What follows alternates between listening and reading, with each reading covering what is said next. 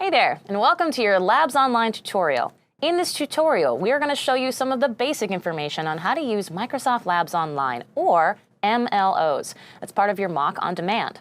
So MLO is a simple, easy-to-use, browser-based way to do the hands-on labs. So if you need more detailed information about how to use the MLO, or you want to find out about things like browser compatibility, optimal display resolution, etc., you can check the user guide, which you can access from inside the labs, and we'll show you that in just a moment. One more thing. MLOs are designed to work with laptops or desktop computers. So you can use a tablet to take the course, but that form factor is not ideal for doing the labs. So let's get started. And you do that by simply clicking the Launch Lab button. Now, when you do that, this new browser tab will open, and next you'll be asked for permission to pass your information to the lab hosting platform. Now, don't worry, this is only used so that we can prove that you are, in fact, having permission to take the lab. Okay. Now, the next thing you'll see is the lab launching, and the estimated time it will be before the lab is ready to use. So most labs launch in 30 seconds to a minute. Bigger, more complicated labs take up to 2 minutes to launch. Now, while the lab environment is being provisioned, we suggest taking the time to read the lab instructions and familiarize yourself with key information, concepts, and what you'll be doing during the lab. Now, the first section provides the high-level tasks for applying the concepts that were covered in the course. The detailed lab answer key, located in the final section, provides the detailed step-by-step instructions. Those are very, very important. Okay, we're launching the lab. There we go. Now that the lab environment is running, let's do ourselves a quick tour. So the main area of the lab view has the actual VM, or the virtual machine environment. This is the computer screen you'll be working on. It displays the desktop of each of the computers in the lab.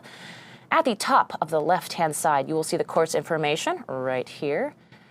For the lab you're using, along with the instance ID. Now, this instance ID is very important. It's going to be the unique number used to identify your lab session in case you have any technical issues. That's a great reference point to use. Moving across the top right, you will come to the selector for the virtual machines. Now, follow the instructions in the course to determine which VM you should be using. Again, that will be listed very obviously right in those instructions. Next is the Actions dropdown. Now, this contains functions you may use to interact with the VM, such as sending Control-Alt-Delete. You can see right there. Now, to the far right is the End Lab button. Use this when you've completed the lab and are ready to move on.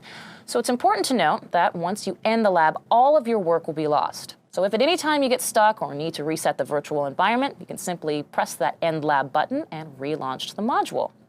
Now, on the top right, in the blue bar, you will find a connectivity indicator showing the speed of your internet connection to the lab environment.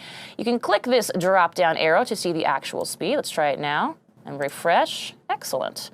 And you can actually press refresh like I did, or re-ping to look at the refresh server. Lastly, at the far right of the blue bar is the Files dropdown, which gives you access to the user guide we mentioned before. Right there is user guide. Now, this is the detailed documentation of all the features and functionality of MLO.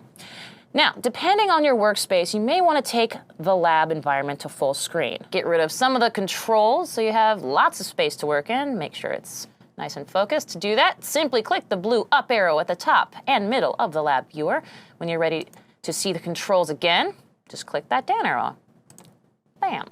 The last thing we like to call out is the support link at the bottom of the page. Now, in it, you will find FAQs as well as the Contact Us link, which provides access to the MLO technical support team.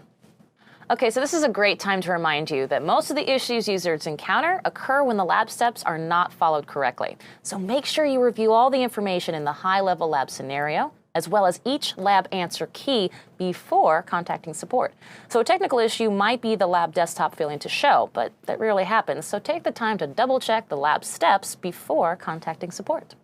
Okay, well, that's it. MLOs are really that simple. The only thing left to do is to follow the lab steps in your course and do a lab. So thanks for taking the time to watch this video, and thank you for choosing Mock on Demand.